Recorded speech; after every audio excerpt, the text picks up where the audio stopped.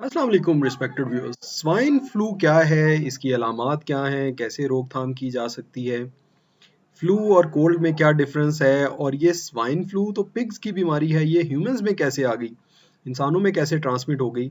ये है आज के सवालात और मैं हूं doctor Mohammad Ramzan Ansari, assistant professor of paediatrics and family medical specialist. Swine flu एक अनयूजुअल कॉकटेल है एवियन, स्वाइन और ह्यूमन वायरसेस की। इसमें बर्ड से भी वायरस आता है। बर्ड फ्लू आप लोगों ने सुना होगा, एक ज़माने में बहुत ज़्यादा पैंडेमिक आ गई थी बर्ड फ्लू की। फिर उसके बाद जो है वो स्वाइन फ्लू H1N1 की जो है वो वबा आई हुई है, पैंडेमिक आई हुई है दुनिया में और लगातार चले जा रही है इसकी वैक्सीन के बावजूद, क्योंकि इसकी ट्रांसमिशन बहुत क्विक है, बहुत तेज़ी से एक इंसान से दूसरे इंसान को ट्रांसमिट होता है। इस वजह से इसकी ट्रांसमिशन जो है वो चली जा रही है और ख़ुसूसन क्राउडिंग वाली जगहों पे, ख़ुसूसन मजहबी इज्तिमात पे इसकी जो है वो पैंडेमिक आती है, यानी इसकी वबा फूट पड़ती है दोबारा से। जब ये तीनों वायरस आपस में मिले तो इन्होंने एक न्यू टाइप ऑफ वायरस बना दिया जो कि इंसान में जब ट्रांसमिट हो गया तो फिर इंसान से इंसान को लगना शुरू हो गया। इंसान से इंसान को लगने की वजह से इसकी ट्रांसमिशन ज़्यादा तेज़ी से हुई। फिर आप कहेंगे कि हमारे सोसाइटी में तो है ही नहीं स्वाइन, हम ना फार्मिंग करते हैं स्वाइन की, ना पालते हैं, ना खाते हैं खुदा ना खास्ता, तो फिर ये कहाँ से आ जाते हैं। ये बेसिकली जो लोग ऐसे मुल्कों से ट्रैवल करते हैं, उस मुल्क के शहरी हों या हमारे मुल्क के शहरी हों, जो उस मुल्क में जाते हैं और वहाँ पे जाके रहते हैं, तो फिर उनके ज़रिए उनको जब ये वायरस लगता है तो वो फिर वापस अपने मुल्क में, पाकिस्तान में लेके आते हैं इस वायरस को और यहाँ पे फिर स्प्रेड होता है।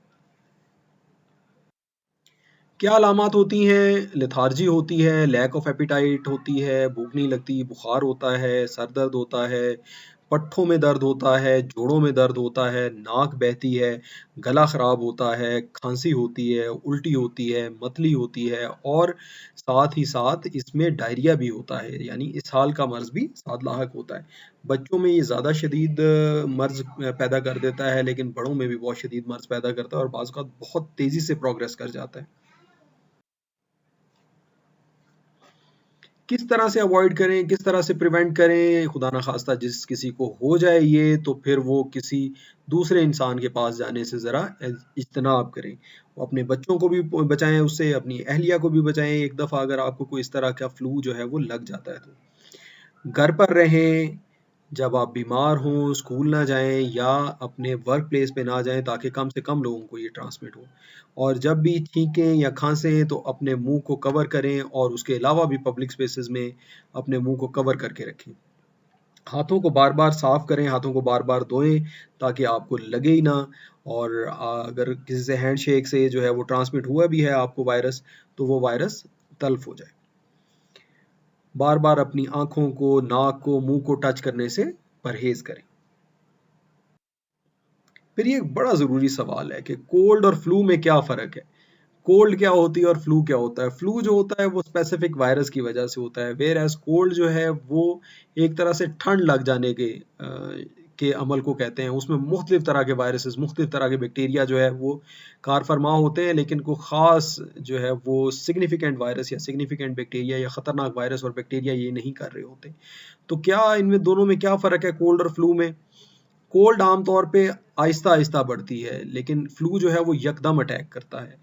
फ़ीवर कोल्ड में आम बहुत कम होता है चांसेस के फ़ीवर हो, लेकिन फ्लू में फ़ीवर बहुत तेज़ होता है और बार-बार आता है।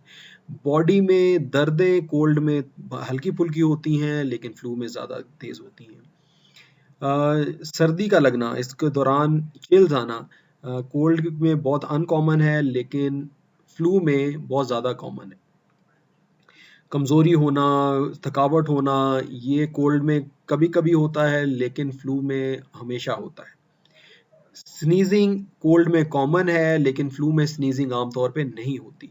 स्नीज़िंग जो है ये एलर्जी की, यानी ये कोल्ड जो है इसके मल्टीपल फैक्टर्स होते हैं, इसमें एलर्जी भी होता है, वायरस भी होता है, कुछ बैक्टीरिया भी होते हैं, लेकिन फ्लू जो है वो इन्फ्लुएंज़ा वायरस की वजह से हो रहा होता है, तो उसमें जो है स्नीज़िंग नहीं होती। चेस्ट डिस्कम्फर्ट और कफ, फ्लू कोल्ड में जो है वो माइल्ड टू मॉडरेट सांस की तकलीफ होती है और खांसी होती है, लेकिन फ्लू में होती है ज़्यादा सांस की तकलीफ होती है, सीने में दर्द होता है और खांसी भी होती है।